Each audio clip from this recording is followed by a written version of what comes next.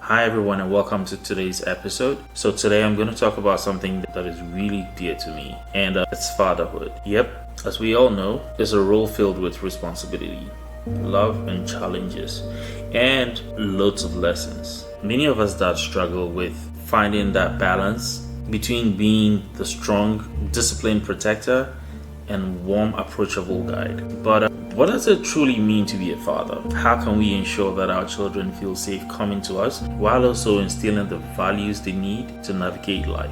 Well, if this is your first time on my channel, don't forget to like and subscribe, and then hit that notification button to get notified anytime I put out new content. So with that said, let's get into it. Let me share something that rubbed me up the wrong way. So my son, Travis, confided in his mom that he was scared of being around or approaching me. And I'm not gonna lie, hearing that made me pause for a second, because I've always wanted to be the kind of father my kids could run to, laugh with, and confide in. But in that moment, I realized that I was failing in that aspect. Growing up, my dad was and still is a great father.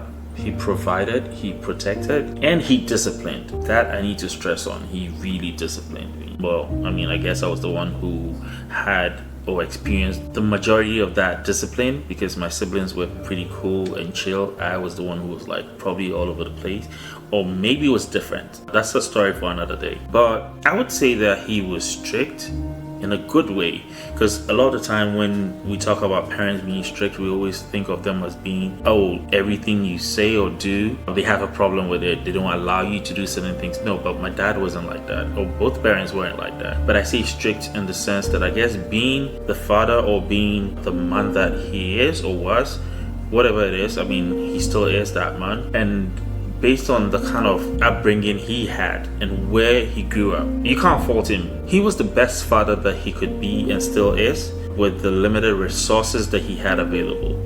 So yeah, I'm not saying that my dad was a terrible person, definitely not. But it wasn't too easy approaching my dad. Despite my desire to be a different type of father to my kids, I was unknowingly following in his footsteps. So recently my mom visited. In a conversation, something came up. We're talking about discipline or kids growing up, and then I casually asked my mom what she thought about me being a parent or being a father. And she looked at me and said, "You're just like your father." And that hit me really hard, because as much as I respect and adore my dad, I wanted to be a different version of him. And like they say, I guess the apple didn't fall too far from the tree, because I always thought that, okay, with whatever information they've gathered over the years, thanks to the internet and then information being easily accessible, I thought I was going to be different.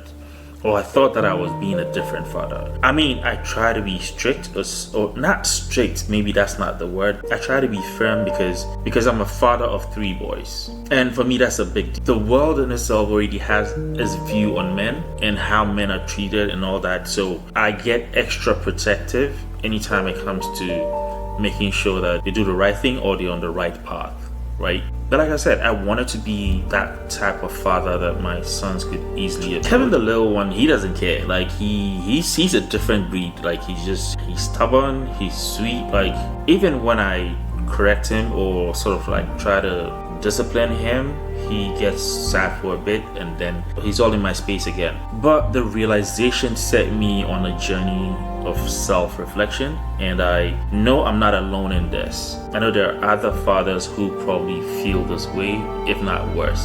Fortunately, my kids can still talk to me, but it's just the fear they have, especially Travis, anytime I have to correct him about something. But here's the thing, there's a reason why a father's presence or absence plays a huge role in shaping a child's future. According to research, fathers who engage in open communication and show warmth significantly contribute to their children's emotional well-being. In contrast, studies also show that children who grow without a father figure are more likely to struggle with self-confidence, emotional regulation, and even academic performance. The National Fatherhood Initiative reports that children raised without active fathers are more likely to face behavioral problems, and unfortunately a higher likelihood of incarceration, especially in the Black community. So if you look at it critically, the stakes are high. And as fathers, we need to be aware of the long-term impact we have.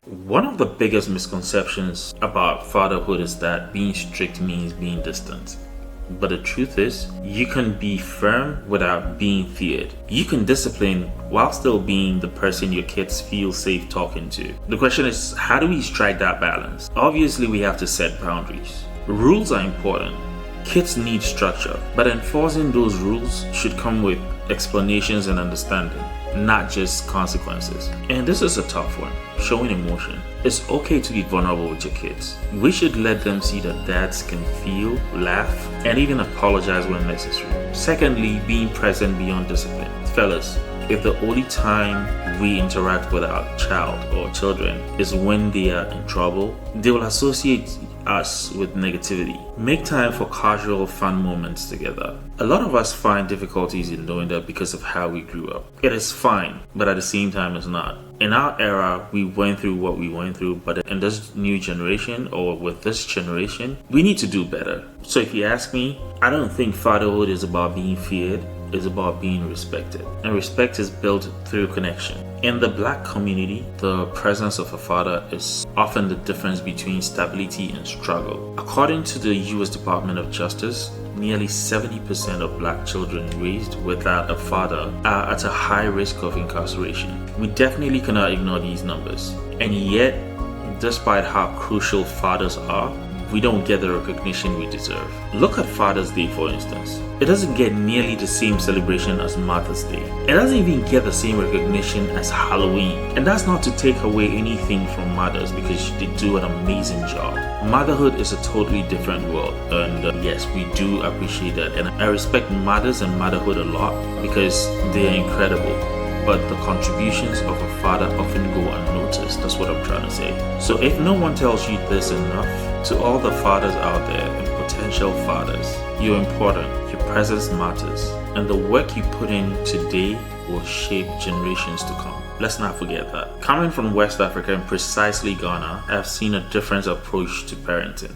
Back home, raising a child is a collective effort. Any responsible adult can correct a child, and community discipline is normal. And I think this cuts across, the entire Africa or third world countries for that matter. Your child is our child. There's this understanding that it takes a village to raise a child, but here in America, the approach is more individualistic. It's mainly up to the parents, and sometimes even one parent, to handle everything. The idea of a stranger or even a neighbor correcting your child can be seen as intrusive. And while independence is good, it also makes parenting feel like an isolating experience. So for fathers in this, we have to build our own village. Friends, mentors, and role models who can reinforce the values we instill at home. Now I know I have talked about the challenges, but let's get to the solutions. While scouting around for information regarding this topic, I came around some simple but powerful ways to be a more effective and approachable father. And that applies to me as well. I'm not just saying it for you guys out there, because I'm the one who came up with this topic anyway, based on whatever experience I had at home with my kid. So let's start off like this. 1, we need to learn how to spend emotional time with these kids. Put the phone away, turn off the TV, and focus on your child. It doesn't have to be fancy. Just about 10 to 15 minutes of real engaged conversation can mean a lot to these kids. Secondly, being consistent. Anytime I hear this word, I remember how inconsistent I am when it comes to my content. But this is not about my content. This is about fatherhood, and being consistent is important. If you set a rule, stick to it. If you promise something, follow through. Consistency builds trust. The third point is we need to listen more than we talk. Our kids don't just need advice, they need to feel heard. Ask about their thoughts, their feelings, and their ideas. I may not be an expert, but I feel like being heard makes you feel like you belong. The fourth point would be to encourage vulnerability. Let your kids see that real strength comes from emotional intelligence, not just being tough. And the fifth one, we should learn to laugh with them.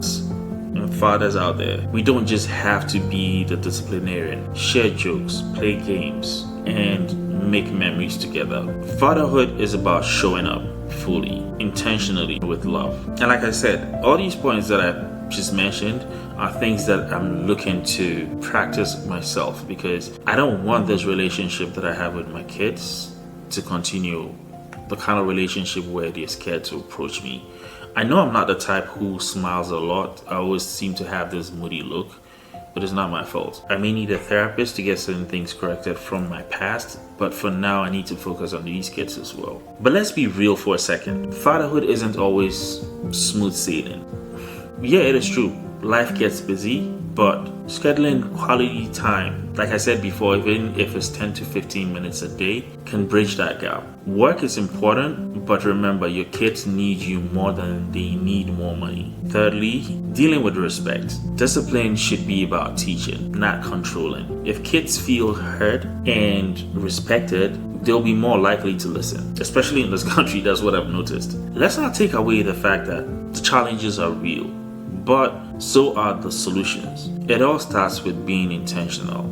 And my wife has constantly told me this, because she's different with the kids. And again, she's a mom. So that connection is different. As men, we may not be able to understand it from the point of fatherhood, but I believe that growing up, many of us spent more time with our moms than we did with our dads. And now our kids are doing it. But at the end of the day, fatherhood isn't about being perfect. It's about being present. The lessons we teach, the time we invest, and the love we give shape who our children become. So to all the dads out there, keep being you and keep going. Keep learning, keep growing, and keep being the father your children can look up to. Because trust me, even if they don't say it today, they would appreciate it tomorrow. And I know this too well because it happened to me when I became a parent. Hey guys, you made it this far, and if you found this information very useful, don't forget to like, subscribe, and share this video. Share it to every man out there or potential father. So until next time, take care and keep rocking fatherhood. Hey, and to all fathers out there, I respect you all. Happy Father's Day every day, and not just that special day.